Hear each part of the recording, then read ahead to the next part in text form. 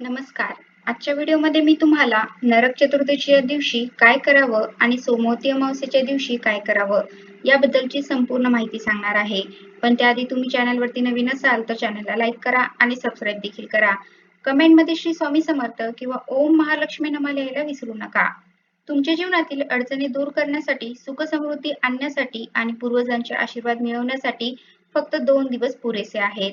2025 मध्ये नरक चतुर्दशी आणि सोमवती अमावस्या तुम्हाला हे दिवस कशी संधी देईल चला जाणून घेऊया.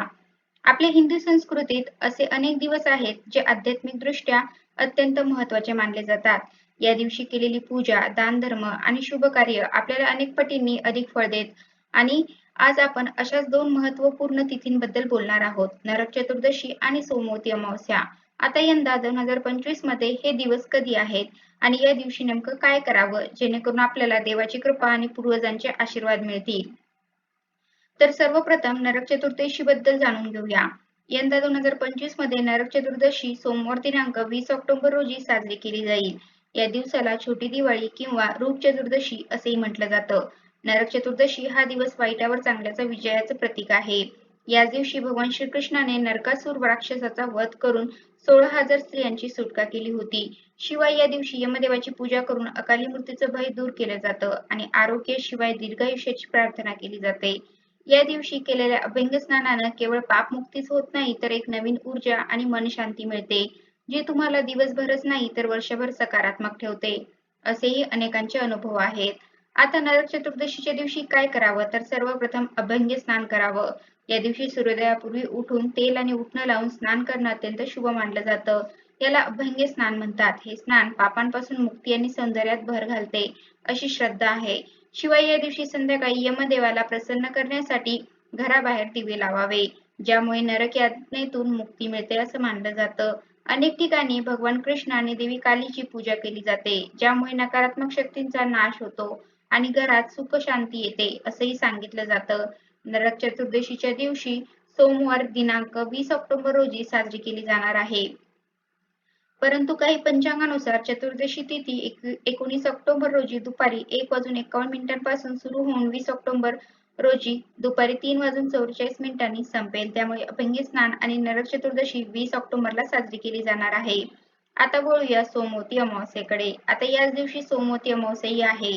ही सोमवती अमावस्या 20 ऑक्टोबर रोजी दुपारी 3:44 सुरू होईल आणि ही अमावस्या तिथी दुसऱ्या दिवशी 21 तारखेला सायंकाळी 5:54 समाप्त होईल.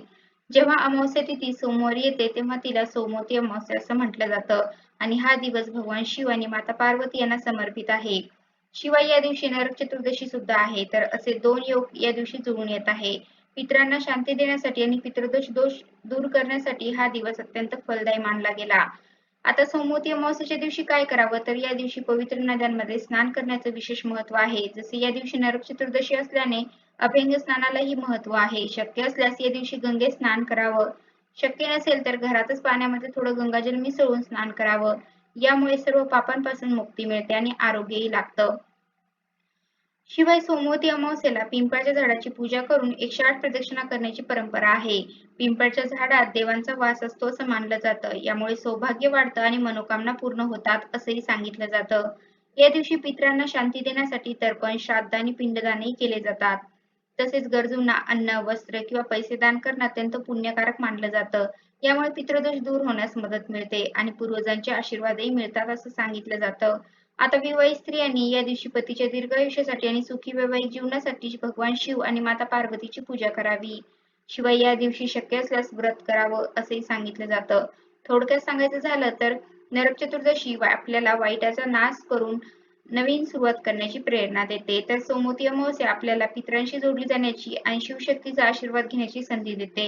हे दोन्ही दिवस आपल्या जीवनात सुख समृद्धी आणि शांती आणण्यासाठी अत्यंत महत्त्वाचे आहेत आणि यंदा हे दोन्ही दिवस एकत्र आले आहेत. श्रद्धेनं आणि भक्तिभावाने हे विधी तुम्ही करून त्याचे अनुभव घेऊ शकता. पुण्यप्राप्तीचे अनुभव घेऊ शकता. तर अशा प्रकारच्या व्हिडिओमध्ये मी तुम्हाला नरक चतुर्दशीच्या दिवशी काय करावं आणि सोमवती अमावस्येच्या दिवशी काय करावं याबद्दलची संपूर्ण माहिती सांगण्याचा प्रयत्न केला आहे. कसा वाटला तुम्हाला माझा आजचा व्हिडिओ कमेंट करून नक्की सांगा. धन्यवाद.